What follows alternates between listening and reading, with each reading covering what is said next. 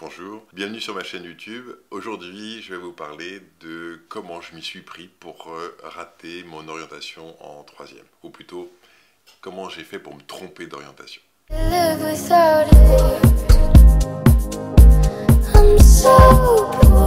Avec le recul, c'est assez facile de comprendre pourquoi on s'est trompé. À l'époque, évidemment, c'est compliqué parce que comment est-ce que je peux m'orienter ?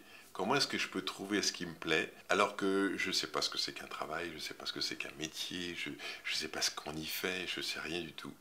You know nothing, Jon Snow. Et donc qu'est-ce que je vais faire? Eh bien, je vais m'appuyer sur des choses que je connais et que j'identifie en moi. Et chez moi, quand j'étais petit, j'étais le bricoleur. J'étais celui qui réparait tout. Celui qui changeait les ampoules, qui construit un abri de jardin, qui pose une étagère, qui répare les vélos. Dans la famille, j'étais devenu celui qui réparait les vélos. Et je réparais les vélos de tout le monde, y compris les copains, les amis, etc. Et du coup, comme j'avais cette qualité de savoir réparer, de savoir construire, quand je suis arrivé en troisième et que je me suis posé la question de savoir mais qu'est-ce que je pourrais bien faire, je me suis dit, eh ben moi je devrais faire une formation technique. Donc je me suis orienté sur une seconde technique, en me disant je vais pouvoir travailler sur des machines, je vais pouvoir régler des tours, des fraiseuses, des perceuses verticales, etc.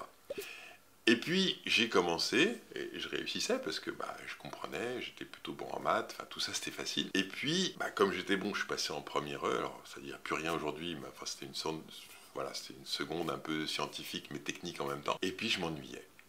Je m'ennuyais sur les sujets qu'on travaillait en cours, je m'ennuyais sur les relations que j'avais avec les copains, les sujets de conversation qu'on avait me gonflaient, il n'y a pas d'autre terme. Et je me dis, mais qu'est-ce que je fais là? Qu'est-ce que je fais là? Et puis je me suis dit, et je me suis projeté, et je me suis dit, mais en fait, j'ai passé ma vie avec des gens qui parlent carburateur, réglage du moteur, pompe d'admission, réglage du tour. Et je me suis dit, mais non.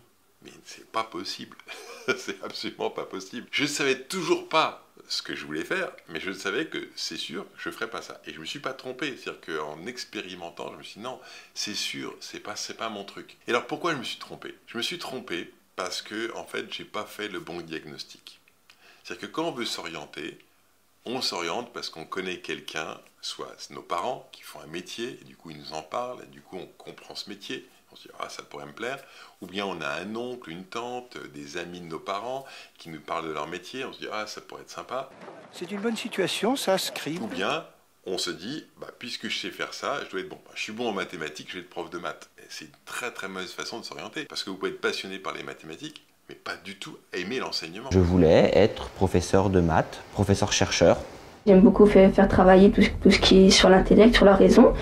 Et j'aime beaucoup faire des mathématiques, raisonner dans les exercices. Je me suis aperçu qu'en fait, ce n'était pas forcément les maths qui me faisaient vibrer le plus. J'étais très intéressé par l'art du spectacle. Et donc en arrivant à l'école normale, j'ai préféré m'occuper des activités culturelles de l'école, monter des orchestres, monter des spectacles. Et en l'espace de quelques années, j'ai fait le choix de complètement me tourner dans le monde du spectacle vivant.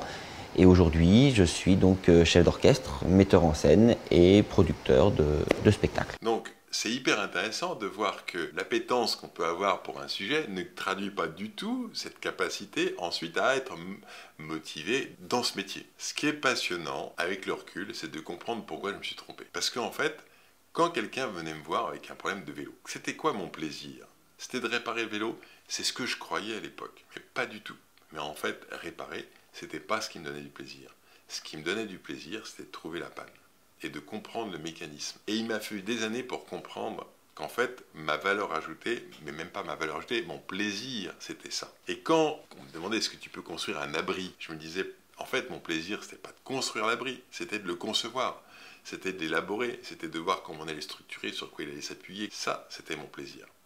Et donc, du coup, j'ai confondu réparer les vélos et mon métier. En fait, non, c'était trouver la panne du vélo et voir comment il pourrait le réparer. Ça m'intéresse. Et du coup, vous comprenez que la logique n'est pas la même. Aujourd'hui, qu'est-ce que je fais? Je fais exactement ça. Dans mon métier, quand je suis formateur ou coach et qu'on me dit on a un problème, il y a une équipe qui ne va pas bien, ma question c'est qu'est-ce qui ne va pas bien? Qu'est-ce qui se passe dans l'équipe? Comprendre la problématique. Une fois que la problématique est posée, qu'on a compris les tensions qu'il y a entre telle et telle personne ou dans l'organisation ce qui ne va pas, ce qui va m'intéresser, c'est de voir qu'est-ce qu'on pourrait faire pour que du coup les choses s'améliorent. Et puis derrière, on va mettre en œuvre. Mais moi, animer la formation, c'est pas forcément ce qui me donne le plus de plaisir. Ce qui va me donner le plus de plaisir, c'est de comprendre le problème et de trouver la solution. Et pas forcément d'animer. Et donc, c'est ça qui est intéressant, c'est de savoir, mais où se situe le plaisir? Oh, yes, yes, yes. Quand on se pose la question d'orientation, et si vous vous posez la question d'orientation, la question c'est celle-là. C'est quand vous faites une activité, est-ce que c'est l'activité qui vous plaît? Est-ce que c'est l'activité qui vous donne du plaisir? Si vous faites du cheval, par exemple, qu'est-ce qui vous donne du plaisir quand vous faites du cheval? Être sur le cheval? Ou bien tout ce moment où vous arrivez dans l'écurie, vous prenez soin du cheval, vous l'équipez, etc. Ou est-ce que c'est la relation qui se passe entre les membres des personnes qui sont comme vous passionnés par le cheval? Où se situe votre plaisir? C'est ça qu'il faut trouver pour comprendre ce qui vous motive. Et puis ensuite, la question c'est, est-ce que c'est l'activité qui vous donne du plaisir? Ou est-ce que c'est la façon de faire l'activité? C'est-à-dire, est-ce que, par exemple, moi, quand je vous raconte le fait d'animer des formations ou de concevoir des formations, ce qui me donne du plaisir, c'est quoi? C'est de la conception ou c'est de faire la formation? Quand vous faites du cheval, ce qui vous donne du plaisir, c'est de faire du cheval ou c'est tout ce qui va autour du cheval? Donc, en fait, la question à se poser, c'est l'activité ou la façon de faire l'activité? Et ça peut énormément vous aider à comprendre ce qui vous motive et donc, du coup, de faire des choix qui vont vous permettre de trouver un métier, une orientation qui vont vous permettre de vivre pleinement, positivement ce que vous aimez. Encore faut-il avoir découvert ce qu'on aime.